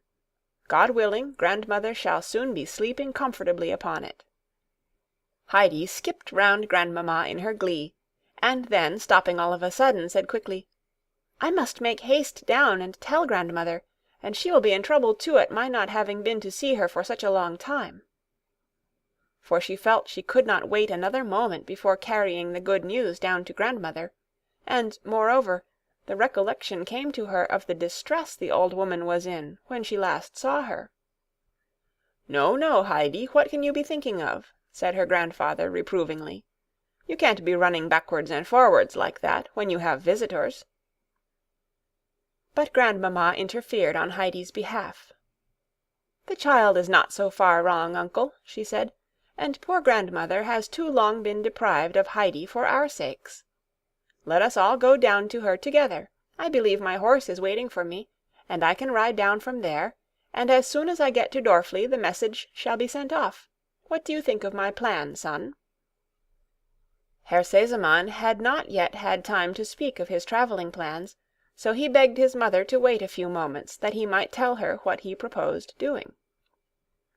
Herr Sesemann had been arranging that he and his mother should make a little tour in Switzerland, first ascertaining if Clara was in a fit state to go some part of the way with them.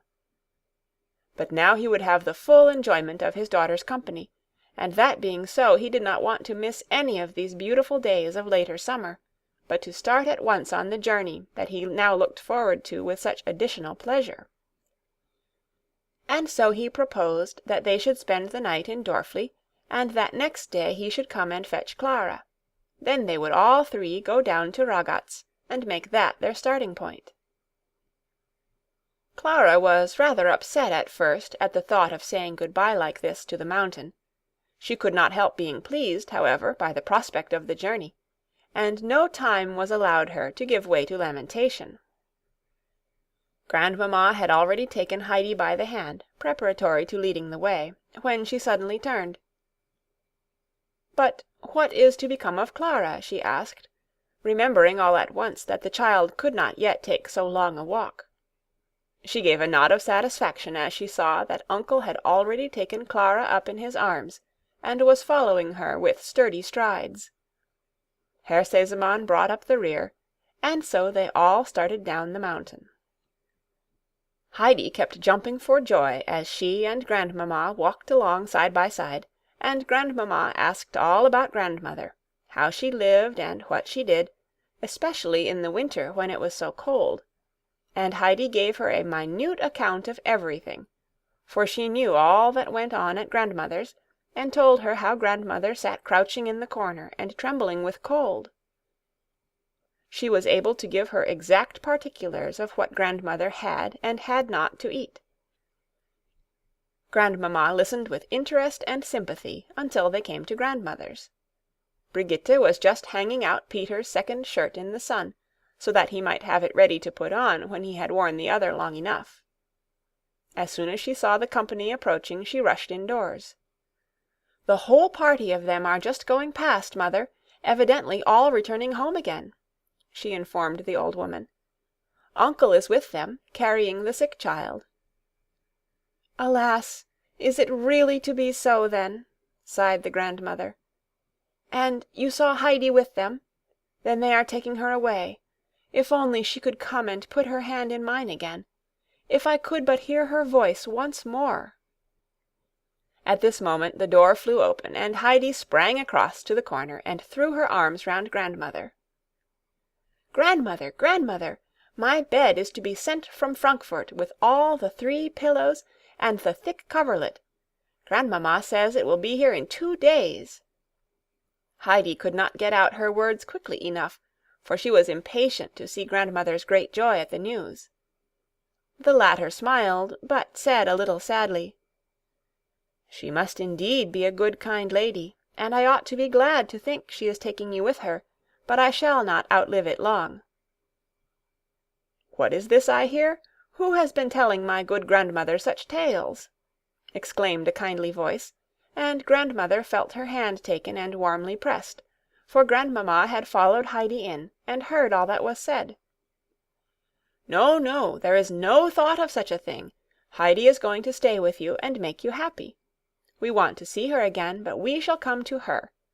We hope to pay a visit to the Alm every year, for we have good cause to offer up especial thanks to God upon this spot where so great a miracle has been wrought upon our child." And now grandmother's face was lighted up with genuine happiness, and she pressed Frau Sesemann's hand over and over again, unable to speak her thanks, while 2 large tears of joy rolled down her aged cheeks. And Heidi saw the glad change come over grandmother's face, and she too now was entirely happy. She clung to the old woman, saying, "Hasn't it all come about, grandmother, just like the hymn I read to you last time? Isn't the bed from Frankfurt sent to make you well?" "Yes, Heidi, and many, many other good things too, which God has sent me," said the grandmother, deeply moved. "I did not think it possible that there were so many kind people, ready to trouble themselves about a poor old woman, and to do so much for her. Nothing strengthens our belief in a kind heavenly Father who never forgets even the least of his creatures, so much as to know that there are such people, full of goodness and pity for a poor useless creature such as I am." "My good grandmother," said Frau Sesemann, interrupting her, "we are all equally poor and helpless in the eyes of God, and all have equal need that he should not forget us. But now we must say good-bye, but only till we meet again, for when we pay our next year's visit to the Alm, you will be the first person we shall come and see. Meanwhile, we shall not forget you." And Frau Sesemann took grandmother's hand again and shook it in farewell. But grandmother would not let her off even then without more words of gratitude, and without calling down on her benefactress and all belonging to her every blessing that God had to bestow. At last Herr Sesemann and his mother were able to continue their journey downwards, while Uncle carried Clara back home, with Heidi beside him, so full of joy of what was coming for grandmother that every step was a jump. But there were many tears shed the following morning by the departing Clara, who wept to say good-bye to the beautiful mountain home where she had been happier than ever in her life before. Heidi did her best to comfort her. "Summer will be here again in no time," she said, "and then you will come again, and it will be nicer still, for you will be able to walk about from the beginning.